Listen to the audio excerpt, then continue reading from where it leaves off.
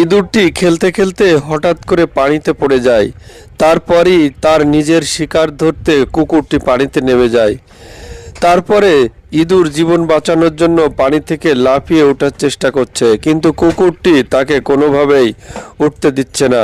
কুকুরটি জানে সে আমার শিকার, আমি চাইলেই তাকে এক্ষুনি হত্যা করতে পারি, কিন্তু তাকে কষ্ট দিয়ে সে হত্যা করার জন্য চেষ্টা করছে। আর ইঁদুরটি প্রাণপণে চেষ্টা করছে কুকুরের হাত থেকে নিজেকে রক্ষা পাওয়ার জন্য, নিজেকে রক্ষা করার জন্য।